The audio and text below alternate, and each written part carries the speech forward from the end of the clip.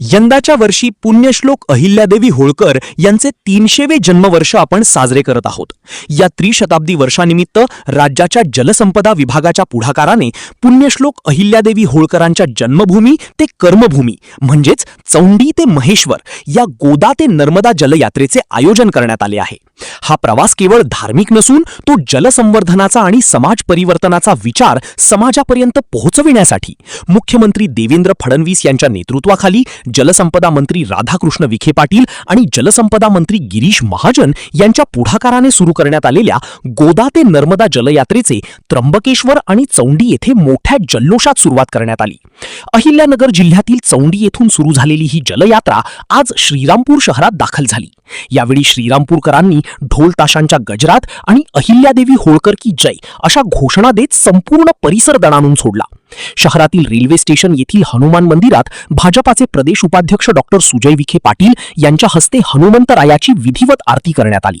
त्यानंतर शहरातील शिवस्मारक येथे छत्रपती शिवाजी महाराज स्मारक येथे अभिवादन करत ही जलदिंडी गुरुद्वारा येथे विसावली।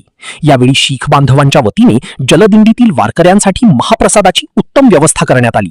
यावेळी गुरुद्वारा व्यवस्थापन समितीच्या वतीने डॉक्टर सुजय विखे पाटील यांचा विशेष सत्कारही करण्यात आला।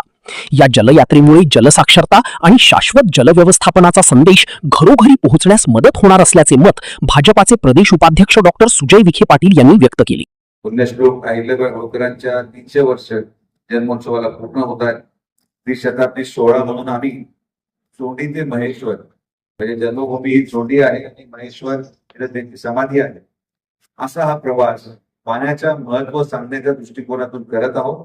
माननीय मुख्यमंत्री देवेंद्र फडणवीस साहेबांच्या नेतृत्वामध्ये आणि पालकमंत्री माननीय विखे पाटील साहेबांच्या मार्गदर्शनाखाली पुण्यश्लोक अहिल्याबाई होळकरांचा विचार हा प्रत्येक समाजामध्ये प्रत्येक घटकापर्यंत पोहोचवण्याचं काम महायुती सरकार करतंय आणि त्या पूर्ण प्रयत्नाला आपण आज आपलं योगदान दिलं।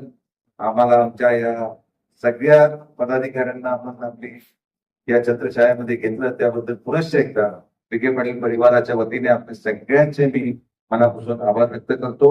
यावेळी भाजपाचे जिल्हाध्यक्ष नितीन दिनकर, उपजिल्हाध्यक्ष दीपक पटारे, भाजपा तालुकाध्यक्ष बाबासाहेब चिडे, शहराध्यक्ष जितेंद्र छाजेड, नगरसेवक श्रीनिवास बिहाणी, भाजप नेते संजय फंड, गटनेत्या वैशाली चव्हाण, नगरसेवक श्रीनिवास बिहाणी, नगरसेवक सिद्धार्थ फंड, दीपक चव्हाण, माजी नगराध्यक्षा अनुराधा आदिक, धनश्री दाभाडे, संजय छल्लारे, बंडूकुमार शिंदे, शिवसेना नेते सागर बेग, नानासाहेब शिंदे, नगरसेवक संजय गांगड, रवी पाटील, नगरसेवक आशिष धनवटे, मनोज लबडे, माजी नगरसेवक रवींद्र गुलाटी, राजेश अलग, हिंद सेवा मंडळाचे मानद सचिव संजय जोशी, युवा नेते तिलक डुंगरवाल, केतन खोरे, जिल्हा परिषद माजी सभापती शरद नवले, डॉक्टर शंकरराव मुठे, भीमराज बागुल, रुपेश हरकल आदींसह महायुतीतील पदाधिकारी, कार्यकर्ते त्याचबरोबर शहरातील नागरिक मोठ्या संख्येने उपस्थित होते।